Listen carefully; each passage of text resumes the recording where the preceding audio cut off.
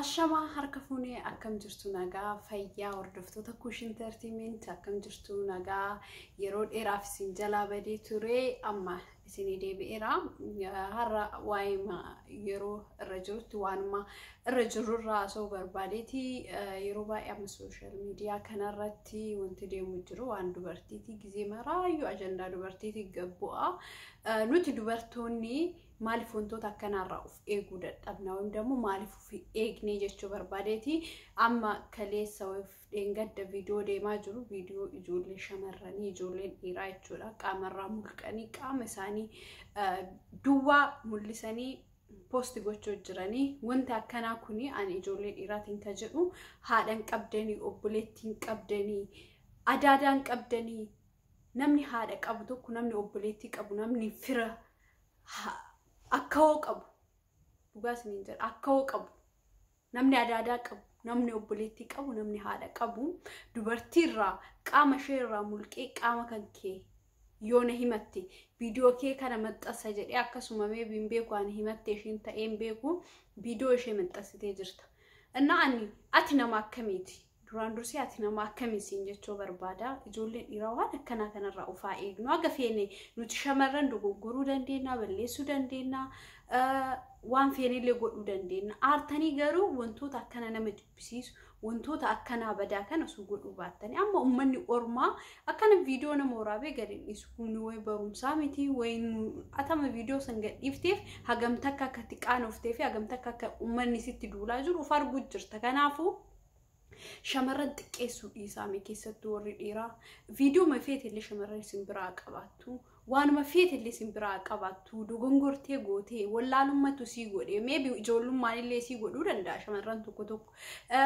tokko immoo wallaalummaan godhuu danda'an osoo beekan waan akkanaan godhan nama ta'e immoo namni dogongorreen jiru nu hundi kennaayyuu hin dogongorraa kanaafuu waa akkanaa kanarraa wal haadhiisisnu dhugaas ni jedha wanti ana sirraa na balleessuuf yeroo baay'ee miidiyaa gubbaa badu jiruuf wantoota akkanaa laaluun bakka nama jibbisiisa dhugaas ni jedha saba keenya keessa sanuu ijoolleen keenya namni biraa akkasumas nu godhe ormi nurra duulee namni ambaa tokkos waan godheeti yaw waan ambaa jennee wanna jenna sinii galee irra dabarra gin ijoolleen keenya akkana hoonu gootu taate nuti keessattuu shamarra Oromoo dhiira Oromoo barbaaddi dhiira Oromoo san dhugaan jaalatti dhugaan itti dhiyaatti sobaan ittiin dhiyaattu ormatti sobaan dhiyaachuu dandeenya gin ati maal dhiiga kiyya dhiigni kiyyaaf kee tokko kanaafuu walirraa wal miidhuu wal balleessuu waan hamaa walirra godhu agayum walirra godhu yaa ijoollee dhiiraa maaliif akka shamarra akkan isin gootan hin beekan እና ijoolleen dhiiraa baay'een illee gaariin hin jirti hunda walitti qabeetii miti hamaanis jira akkasuma shamara keessa hamtuun illee jirti gaariin illee jirti garuu nuti immoo angorsa isinii qabu tokko akka obboleeyyan yaa ijoollee shamaraa dhugaa isiniin jedha miidiyaa kanarra waggaa hedduu turee jira garuu wantoota akkanaa godhuu dhabuu irratti baay'ee of eeggadha yaw uf eeggachuun baay'ee barbaachisaadha taan immoo irra rabbisi eegasii galee maal seetanii wantoota akkanaa kana erguu haadhiisnu tokkoffaa waa akka viidiyoo naa ergi jedhan lammaffaa wantootuma bakka hin taane irraallee haa fagaannu jaarsa keenya dhiisnee dhiira bira deemullee haadhiisnu maaliif gaarii miti dhugaa isiniin jedha nama jaalattu tokko suuf jalaa qabdu ati nama bira hoo deemtu dhiirri sunillee aaree waan badaa godhuu danda'a waan hamaa godhuu danda'a kanaafuu shamarran keenya nu waliif ol gorsine malee walirra duulullee wal arrabsuunillee baay'ee gaarii miti isiniin jedha maaliifaan illee obboleettii ta'e taate illee obboleettii tiyyaa yoo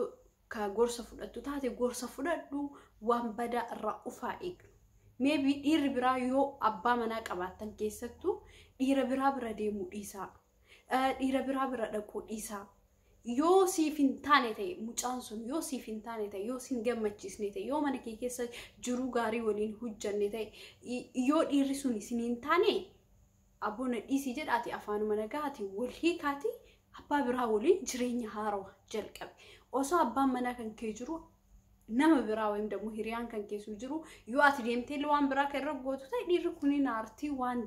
yaw ati illee yoo taate dubartii takka irratti yoo dhiirri deemee hagamta akka arranullee shamarran dhiirri illee wantoonni akkasitti dhagahamuu danda'a kanaafuu ufaa'een uf keessattuu shamarran keenya sirriitti ufaa eegu yoo ati ufeegdee wanti kee takkan bahu yoo ati ufeeddi wanta ati sodaatu tokko hin jiru gin yoo ufeenne yeroo sanii fi baqqaan jiraami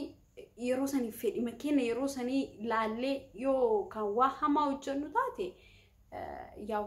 waa ufa forra nu eeggatun beektan fira qabdan maatii qabdan maatiin keessa waa akkana kan waa argaa hedduutti qaanfata ollaan hin jira masoo hedduu qabdan biyya keessatti illee isin galee biyya arabaa deemtee akkana yeroo baay'ee shamarran biyya arabaa hin arrabsan maaliif akka arrabsan naan galu nu xiqqeessan akkanattu nummoo simintoo namaa dhiqee distii namaa dhiqee kushuunaa namaa xarannee mana algaa namaa afnee waan hin taane jechuun bakka dhugaa isin jira gujuruu gubbaa tanaa irratti azabamnee jiraachuu jira isin galee waan hamaa keessa dabarree jiraachuu jira waan hamaa nu keessa darbine kana hunda lafa balleessanii achirraan immoo maqaan kenna yeroo nu badu baay'ee wanna jedha isin galee baay'ee na aarsa maaliifi shamarran biyya arabaa kabajamuu qabdi jedhee yaada keessattuu akkana maqaan jaraa xuraawuu sun taane maqaan jaraa ulfaatee bakkee guddoorra akka teennu wayim dammoo akka kabajaa guddoo argannu barbaada isin galee akka kabajamnee kabajaa guddoo garuu hoo fi kenna nama tokko lama sadii afur namni ku hoo balleesse jedhe wali qabanii maqaa kenna nu balleessan hedduu aaras hedduu gaddas maaliif ani illee isin keessaa hafuu isinis na keessaa naftan gaafa an takkitti waa balleesse fatiyaa takkitti balleesse hin jedhan intala oromooti micattii sun oromo jedhanii wali qabanii isin arrabsan waluma qabanii jechuu kanaafuu nullee shamarran kenna ufeeggachuu danda'uu qabna waan badaarraa ufeeggachuu danda'uu qabna maqaa kenna keessattuu waan barbaadde hojii waan barbaadde dubbadhu akka barbaadde haasa'ii waan barbaadde uffadhu gen keessatti maqaa kankee waan badaadhaan wanta badaa waliin si qabanii wanta badaa waliin akkasi argineef hedduu wanna uf qusachuu uf eeggachuun baay'ee barbaachisaadha nama miidiyaa kanarratti yaa'u akkuma kana dura isin dubbadhee nama hedduu na beekaa